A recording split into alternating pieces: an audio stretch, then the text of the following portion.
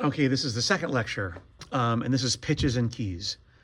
Lecture number 2 for the AP Music Theory pre-semester sort of work.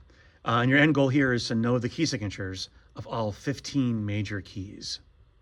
Okay, and when I say 15, we won't really use all 15 keys, especially in the AP Music Theory class. There are a couple, 2 or 3 keys that are just ridiculous that nobody uses, and I'll explain that a little later.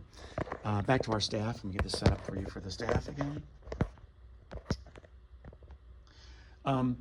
Okay, so, and I'm going to hold a couple of pieces of paper up to you guys too. We learned about notes in the first lecture. These lines and spaces where the notes are, right?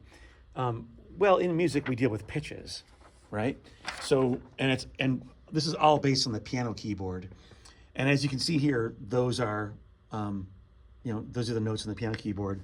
And there are, from C to the very next C, say this is C3 and this is C4, maybe right an octave.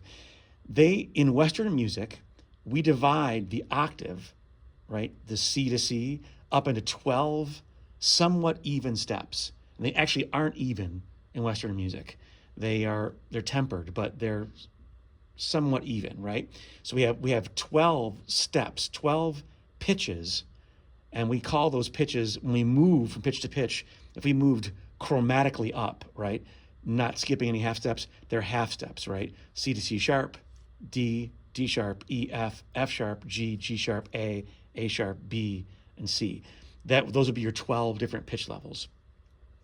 Notice here that the black keys, there are 2 note names for each black key, and that actually is true of all the keys in the piano keyboard or of all pitches.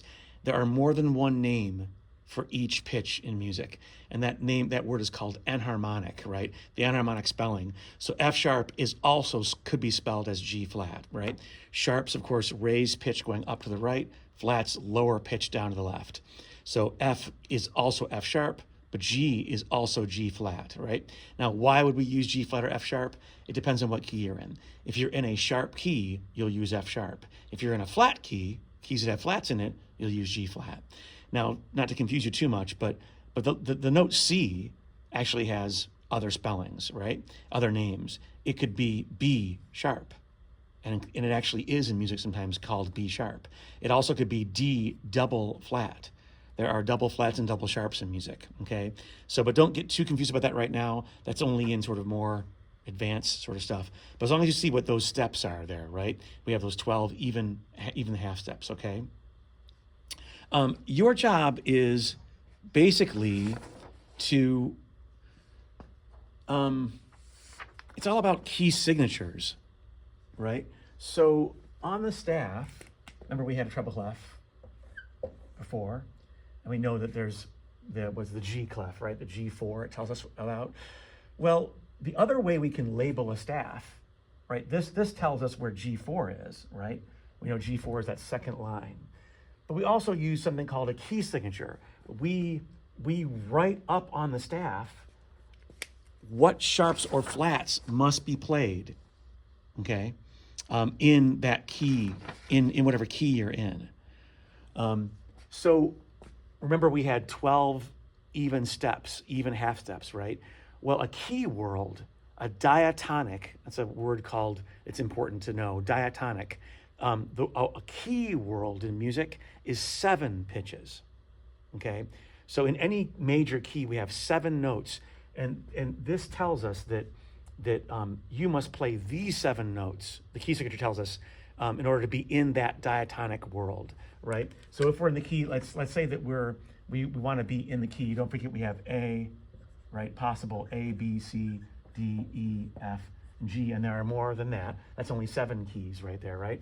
But say I want to be in the key of A major, all right? Well, in A major, you need to memorize for this class. It's not too many, actually. There's only a handful of them to memorize. What is the key signature of A flat? Okay, A flat is 3 sharps, F sharp, C sharp, and G sharp. And notice I'm putting these symbols on the same lines and spaces. That one will look kind of crappy.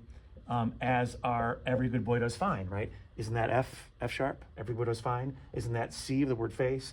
And isn't that the G above F? So these, when I'm using the staff, it's always, all the symbols always fall on the same letters, right? So 3 sharps. So what that's telling me is that this key signature now will appear next to the clef, okay? I know I'm in the treble clef, and I know I must play these 3 notes to be in the tonal world of A major. That means I'm going to play A, B, C sharp, D, E, F sharp, and G sharp, okay? Those are my 7 pitches that make up the world of A major, okay? You need to know the key signatures of all 15 keys, okay? And like I said before, there's a few keys we won't use, but certainly there's 12 that are kind of important to know. But we'll know might as well know all 15 anyways, okay? Now you might say, gosh, like, is there any way to like memorize this in the easier way, right? And absolutely there is. And we use what's called the circle of fifths. Is a nice easy way to do it, right? And it looks like this. And you'll see it's just a circle graph, right? And it notice that C, the key of C, is the very top of the circle. And then it's the circle of fifths, which means that alphabetically, as you go around to the right of the circle, the letters go up in increments of 5. So C, D, E, F, G, right? G is the next one. Then if you go from G, G, A, B, C, D. D is the next one. From D, D, E, F, G, A, right? So it's just simply a simple, alphabetic, in the music alphabetics, right? A through G, they go up by fifths to the right. And you'll see that G has 1 sharp, D has 2 sharps, A has 3 sharps, E has 4. We have B has 5, F sharp has 6, and C sharp major has 7. Okay? If you go around the other way, if you go to the left, it also goes by fifths by adding flats. So if you go down from C 5 letters, you'll end up on F, and that has 1 flat. Down from F 5 notes, you'll be on B flat, 2 flats. Down from B flat 5 notes, 5 letters is E flat, A flat is 4 flats, D flat is 5 flats, G flat is 6 flats, and C flat major is 7 flats. So you simply memorize this graphic. It's actually pretty simple. Just all you have to use is the alphabet, right? And know that there are only 7 flats or 7 sharps possible, right? So you'll want to memorize this graphic because it'll tell you what your key signatures are, okay? So that's your goal. Your goal is, and I'll post all these graphs up on there, but your goal is to know that if I show you a clef and give you a key, you're going to tell me what key I'm in, because you're going to know that the key of F major has 1 flat. Get it? If I put up two sharps, which will be F and C, it'll always be in the same order, by the way, then you'll be able to tell me that right now, like that's the key of D major. Because in the circle of fifths, D major had 2 sharps. See it sitting there? Like, you just need to know. And if you've ever asked yourself why in this class, I always say 2 things. It's because of God or Bach. Like, take your pick. Like, and I don't mean to be blasphemous when I say that. I mean, Bach was very close to God. Bach worked for God. So they were in on this, I think, in cahoots with each other when they designed this whole system, right? But that's why we have this, okay?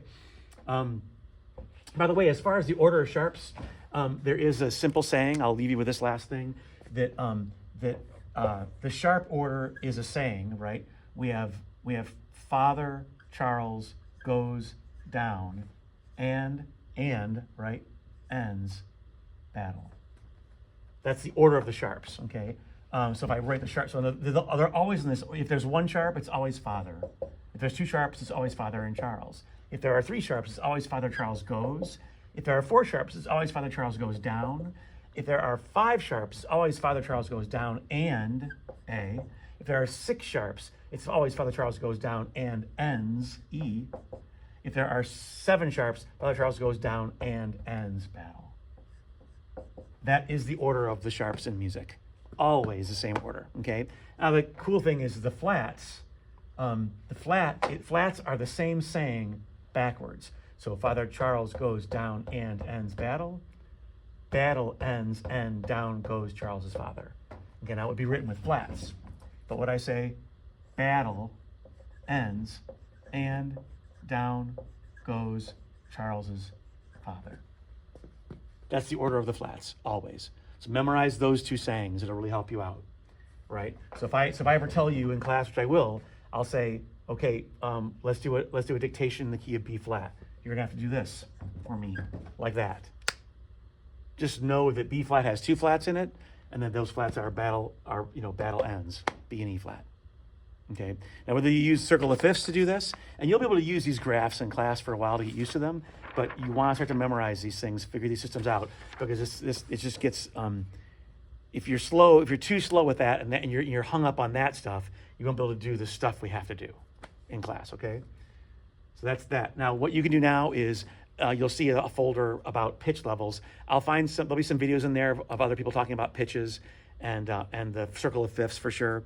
And maybe there'll be some worksheets you can do to help get better with key signatures, or some exercises you can do, okay?